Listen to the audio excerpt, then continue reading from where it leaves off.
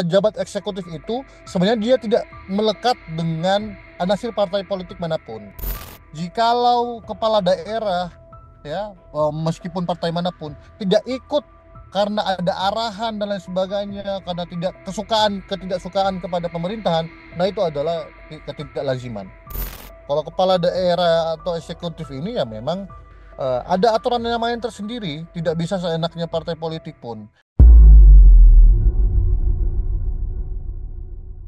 Halo Tribuners, program Tribunnews on Focus kembali membersamai Anda hari ini bersama dengan saya Nila Irda. Tribuners, Ketua Umum PDI Perjuangan Megawati Soekarno Putri menginstruksikan seluruh kepala daerah dan wakil kepala daerah terpilih dari PDI Perjuangan untuk menunda mengikuti retreat di Akmil Magelang, Jawa Tengah yang rencananya digelar dimulai dengan tanggal 21 sampai dengan 28 Februari 2025. Megawati sendiri menegaskan permintaan penundaan ini berkaitan soal dinamika politik nasional yang terjadi, terutama setelah Sekretaris Jenderal PDI Perjuangan Hasto Kristianto ditahan oleh Komisi Pemberantasan Korupsi. Megawati sendiri menyatakan keputusan ini diambil sesuai dengan pertimbangan ADART PDI Perjuangan yang menyebutkan Ketua Umum punya wewenang penuh dalam mengendalikan kebijakan dan instruksi partai. Lantas bagaimana melihat arahan dari Megawati Soekarno Putri yang merupakan Ketua Umum PDI Perjuangan ini?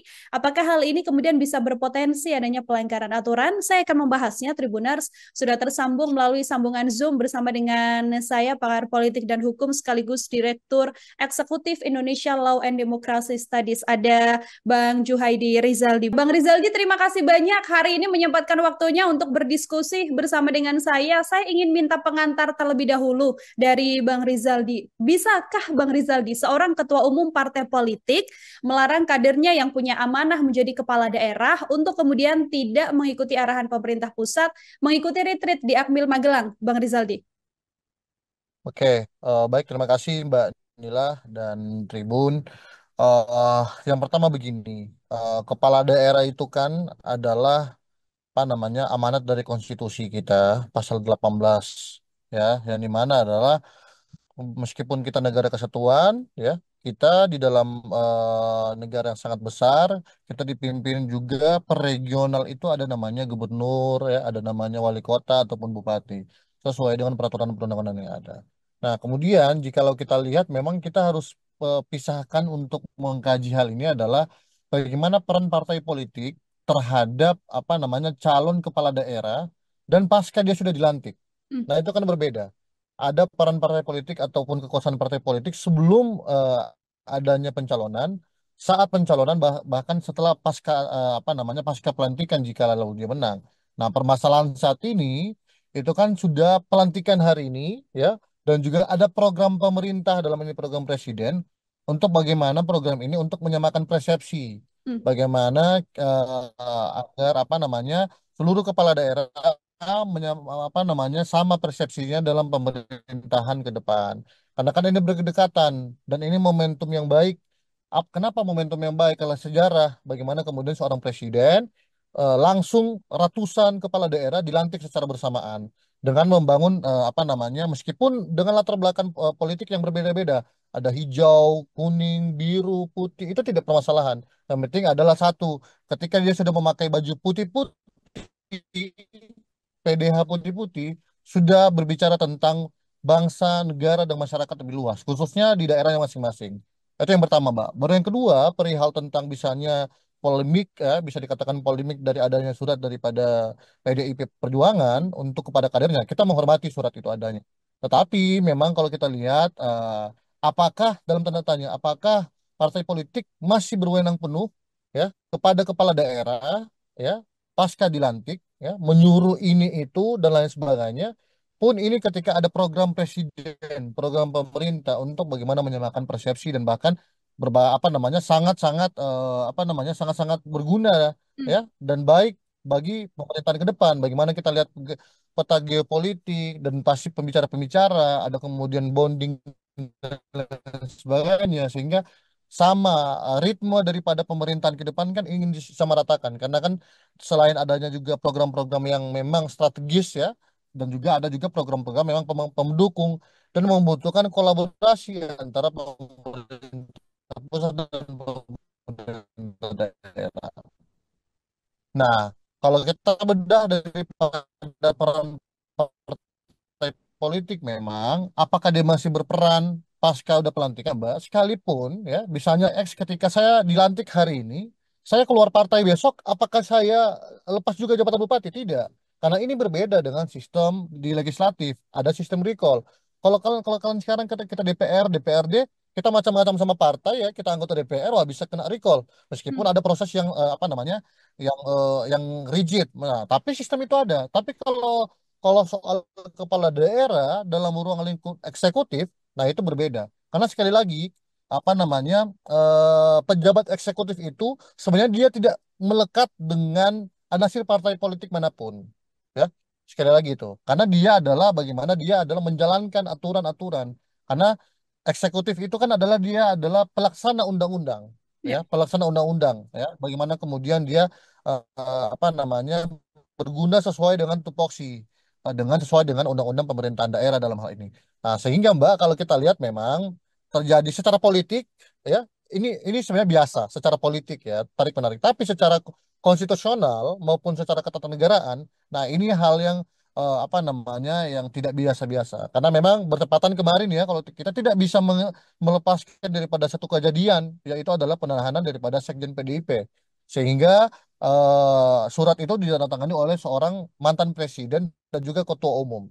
Ya, nah itu yang menjadi satu apa namanya bisa jadi menjadi pengantar dalam diskusi ini, Mbak. Hmm. Gitu. Oke, kalau melihat alasan dari PDIP sendiri, Bu Mega ini kan berpatokan pada ADART PDI Perjuangan ya, Bang Rizaldi ya. Ada pasal 28 ayat 1 yang menyebut kalau ketua umum itu punya kewenangan penuh dalam mengendalikan kebijakan dan juga instruksi partai politik. Melihat alasan berpatokan pada ADART PDI Perjuangan ini, apakah kemudian ini bisa menjadi pembenaran atau sudah menjadi hal yang juga terpisah, Bang Rizaldi? Nah, gini, Mbak, sekali lagi, bagaimana kekuasaan partai politik, kan kita harus pisah, makanya saya bilang, pencalonan partai politik berwenang penuh, ya. Bahkan kalau kita bicara soal kepala daerah, bisa juga independen. Tidak ada partai politik pun, kepala daerah bisa ikut. Dan memang tidak bisanya kepala daerah sini kan permintaan bagaimana ketua umum untuk tidak mengikuti program pemerintah, program presiden. Pun ketika hari ini misalnya ada dari jalur independen juga tidak mau ikut, ya tidak masalah juga sebenarnya. Tapi kan ini permasalahan adalah ada momentum-momentum politik yang memang apa namanya terhighlight dengan sempurna, kemudian menjadi satu polemik diskursus publik. Tetapi secara ketatanegaraan memang ini adalah satu hal yang kurang lazim karena kenapa kurang lazimnya adalah satu Mbak secara konstitusional memang inilah momen kita untuk bagaimana kita menyamakan persepsi seluruh kepala daerah untuk membangun bangsa. Hmm. Ya kemarin-kemarin kan kita kemarin ya ada yang lantik tanggal 1 bulan ini bulan itu sekarang kita sudah serentak dan lain sebagainya. Kita ingin menuju kepada bangsa yang lebih hebat katanya lebih maju ya. Memang ada kemudian program-program yang memang baik. Siapa yang bisa hari ini mengatakan bahwa retreat itu adalah kurang baik? Ya tidak. Tentunya adalah retreat itu adalah program yang digagas oleh Presiden Prabowo Subianto dengan melalui Kemendagrinya untuk bagaimana menanamkan rasa jiwa-jiwa nasionalisme, jiwa-jiwa kepemimpinan ya.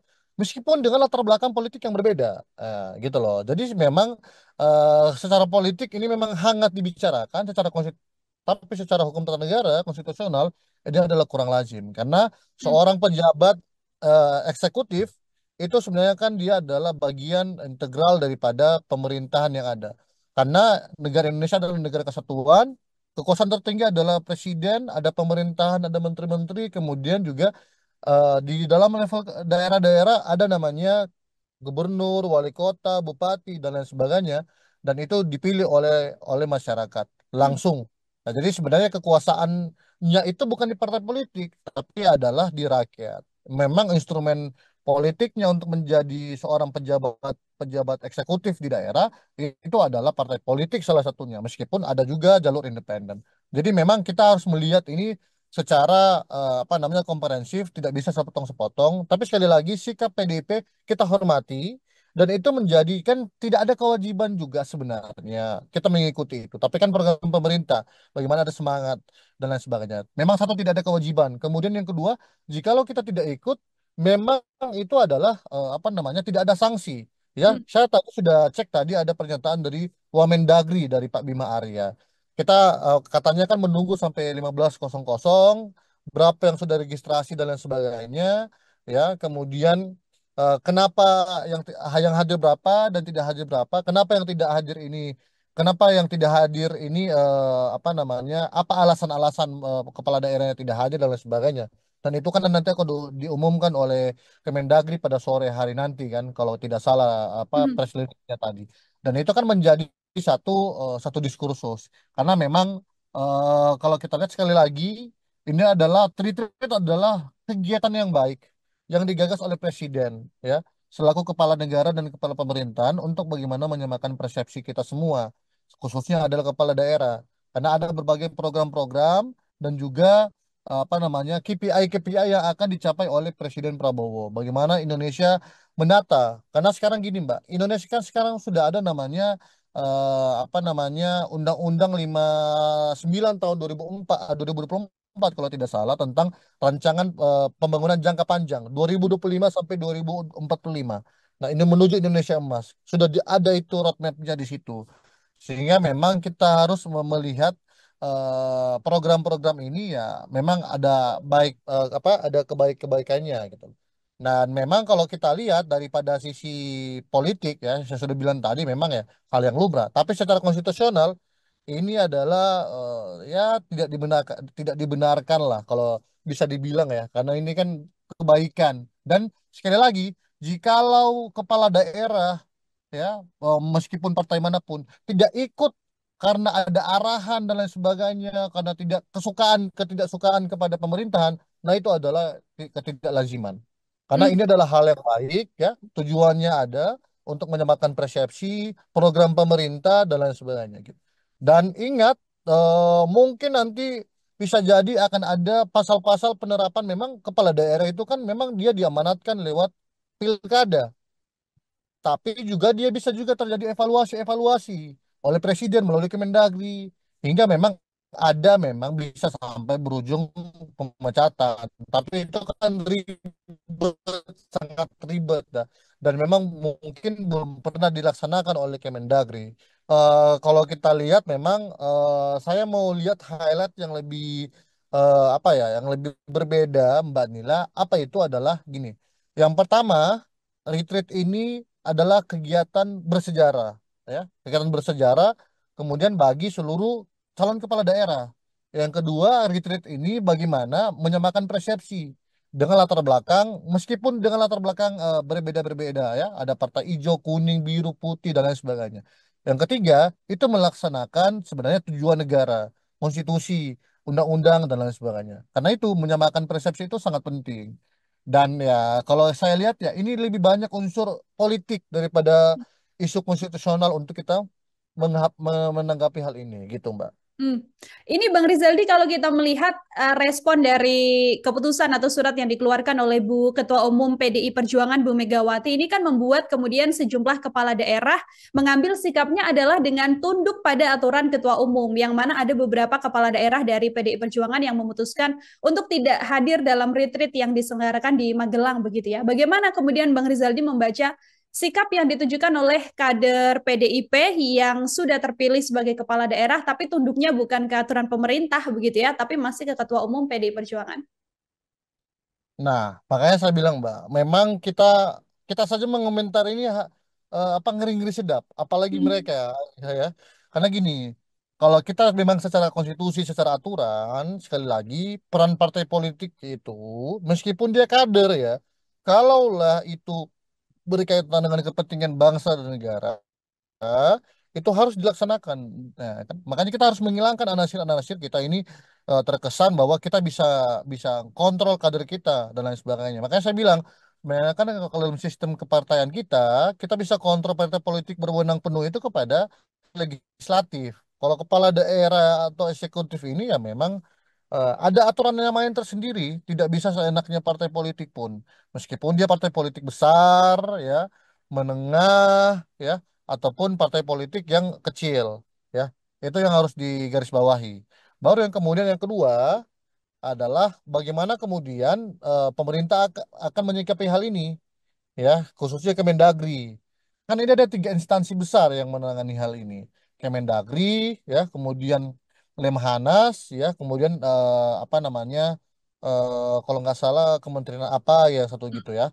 Nah itu kan menjadi cikal bakal. Kemudian ada tiga lembaga yang memang mempersiapkan hal ini untuk apa namanya, untuk menggodok para kepala-kepala daerah ini. Memang rata-rata kalau kita lihat daripada eh, susunan kepala daerah ini memang cukup banyak yang memang di periode kedua, ya, di periode kedua. Tapi memang juga cukup banyak juga yang baru masuk di dalam gelanggang jabatan eksekutif, sehingga memang membutuhkan apa namanya, pemikiran-pemikiran dan insight-insight yang berbeda. Sekali lagi Mbak, di era pemerintahan Pak Prabowo dan Mas Gibran, tentunya kita banyak harapan, ada peluang dan tantangan. Tetapi untuk memetakan hal itu kan memang harus ada bekal. Nah, Hmm. bekal ini yang sudah disiapkan oleh Bapak Prabowo dan Mas Gibran lewat Kemendagri kemudian Lemhanas, ya, untuk bagaimana kemudian memberikan pemahaman-pemahaman kepada kepala-kepala daerah ini. Begitu, Mbak. Oke, artinya sedianya secara konstitusional kepala daerah yang sudah terpilih dan dilantik oleh Presiden Prabowo Subianto ini tunduknya atau harusnya mengikuti retreat ya, Bang Rizaldi ya, dan juga bisa memisahkan antara statement yang disampaikan secara politis dan juga urusan konstitusional yang harus dijalani sebagai kepala daerah yang memang dipilihnya oleh masyarakat umum.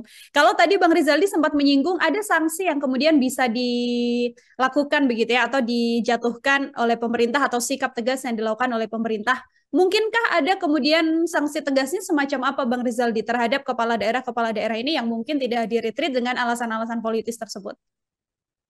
Oke, sanksi ini Mbak sekali lagi, sanksi ini apabila memang kepala daerah itu misalnya dia cuti kurang lebih 3 bulan tanpa kabar kalau tidak salah ya di dalam undang-undang pemerintah daerah. Kemudian memang ada syarat-syarat, tapi kan ini masih awal memang. Makanya tadi kan kata Pak Wamendagri bahwa belum ada sanksi selain dengan sanksi panitia penyelenggara Ya. terhadap para calon peserta yang akan mengikuti retreat itu tersendiri. Nah, itu yang pertama. Yang kedua, memang tidak ada sanksi dalam undang-undang khususnya retreat. Tidak ada. Barang siapa yang tidak mengikuti retreat akan bisanya disanksi administrasi ataupun dipidana ataupun di apa, itu belum ada. Itu makanya. Tetapi kalau kita lihat memang secara secara holistik ini apa namanya, berkaitan dengan retreat inilah kegiatan yang baik. Kegiatan bagaimana kemudian pemerintah ada dana juga di situ. Hmm. Ada dan anggaran yang pelaksanaan yang dikeluarkan oleh pemerintah di apa namanya, dipenitiakan oleh ketiga lembaga negara untuk apa namanya, untuk merancang retreat ini dan lain sebagainya. Nah, itu yang menjadi poin. Karena sekali lagi secara politik kepala daerah itu meskipun dia hijau, merah dan lain sebagainya, dia harus lebih tinggi untuk kepentingan rakyat dan kemudian kepentingan bangsa dan negara. Apa? Kenapa kita bicara retreat ini kepentingan bangsa dan negara? Ini ada pemahaman di sana nasionalisme kemudian di sana. Kemudian di sana akan menjadi gimana sebenarnya kita akan berperan. Daerah tersebut akan berperan secara geopolitik. Bukan hanya berkaitan dengan apa namanya, tugas dan kewenangan. Kan banyak juga, Mbak. Wali kota tidak sejalan dengan gubernur, ya kan? Bupati tidak sejalan dengan wali kota, bersebelahan dan lain sebagainya. Baik dia vertikal maupun dia horizontal. Kan banyak juga kepala-kepala daerah begitu. Kemudian bagaimana hubungan antara bupati dan wakil bupati?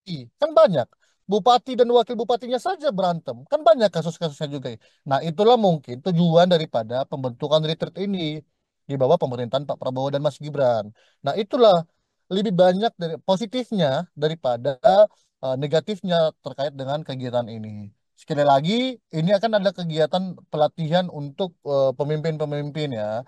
Nah, mereka sudah jadi pemimpin, memang sudah dilantik ya. Memang ada kewenangan-kewenangan otonomi ya yang tidak bisa diganggu-gugat ya, didistribusikan kepada mereka baik secara konstitusi, secara undang-undang, peraturan pemerintah dan peraturan perundang-undangan yang lain. Sehingga ya kita harus lihat kalau secara politik saya kader partai X, saya loyal kepada X. X bilang apa, itu kemudian nah, masyarakat akan menilai juga nanti ujungnya.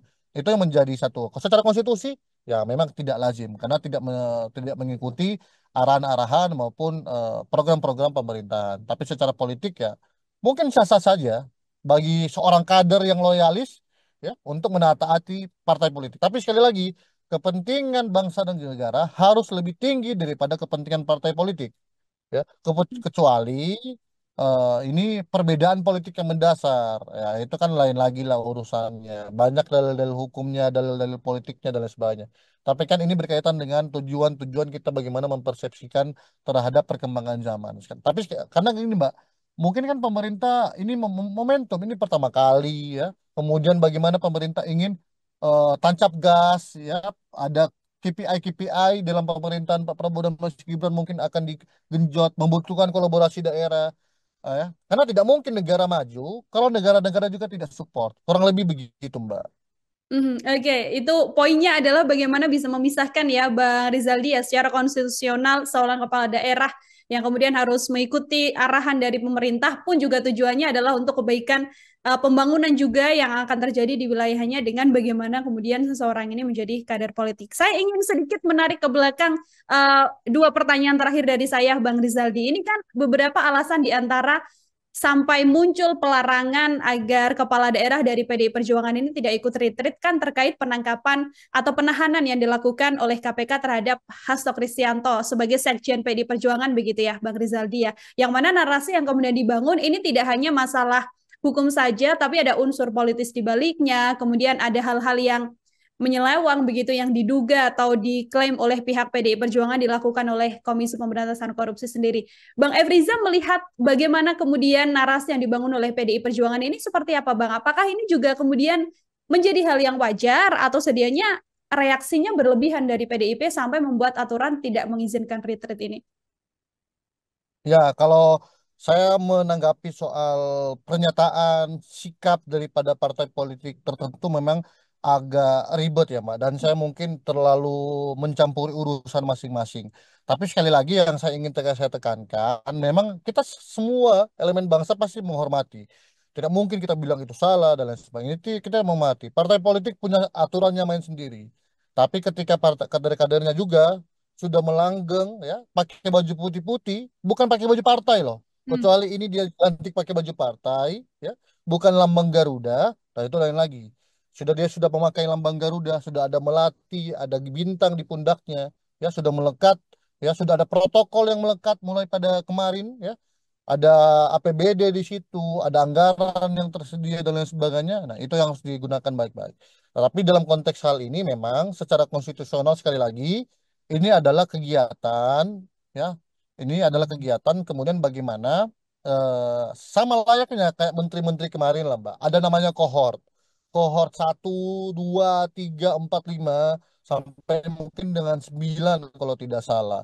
Nah, itu kan yang lulus kohort ya kan yang menteri-menteri kebanyakan kan adalah lulusan-lulusan kohort ya kurang lebih begitulah ketika hari ini sebelum kita tancap gas juga ya kita harus ada juga pembekalan ya dan lain sebagainya untung dia dilaksanakan pada saat dia sudah apa namanya dilantik belum dia apa namanya dilaksanakan pada saat dia masih calon terpilih dan lain sebagainya nah ini kan menjadi diskursus juga memang tapi ini adalah kegiatan yang baik. Retreat adalah ini adalah bagaimana menyamakan persepsi bangsa. Ini kan kalau kita lihat kan memang bukan hanya sekedar pertemuan, bukan hanya sekedar kegiatan biasa, tapi ada juga banyak hikmah, banyak nilai di situ. Terlepas siapa yang tidak hadir dan siapa yang mau hadir dan tidak hadir, pastinya saya yakin mau dia partai apapun, kuning, merah, hijau, putih, dia ada di dalam dadanya adalah Garuda. Bagaimana dia mementingkan bangsa dan negara. Terlepas hari ini dia datang retreat atau tidak. Mhm. Gitu. Oke, poinnya adalah bagaimana kemudian untuk bangsa dan juga negara ya, karena retreat ini tadi disampaikan juga oleh Bang Rizaldi, ini punya manfaat yang besar juga untuk mensinergikan bagaimana aturan-aturan yang nanti berlaku di daerah dan juga pemerintah pusat dengan tujuan-tujuan dalam visi misi yang dibangun oleh pemerintah Prabowo Gibran seperti itu. Bang Rizaldi, terima kasih banyak untuk Ya, kesempatannya, luar biasa penjelasannya. terkait retreat aturan yang kemudian bisa berlaku dan pembedaan tadi ya Bang ya soal konstitusional dan juga isu politik yang ada dan juga menyelimuti permasalahan retreat di Magelang ini. Sekali lagi Bang Rizaldi, terima kasih untuk kesempatannya. Semoga di lain kesempatan ada waktu kembali untuk berbincang. Selamat siang, selamat beraktivitas kembali Bang Rizaldi. Siap, selamat siang. Terima kasih Mbak Dila. Ya, Tribuners, demikian obrolan saya bersama dengan Bang Juhaidi Rizaldi, pakar politik dan hukum, sekaligus Direktur Eksekutif Indonesia Law and Democracy Studies. Demikian juga obrolan saya dalam Tribunson Fokus kali ini. Nantikan obrolan lainnya dengan sejumlah narasumber lain dan tema-tema lain hanya dalam Tribunson Fokus. Waktunya Nila Irda untuk pamit undur diri. Terima kasih banyak dan sampai jumpa. Download Tribun X sekarang. Menghadirkan lokal menjadi Indonesia.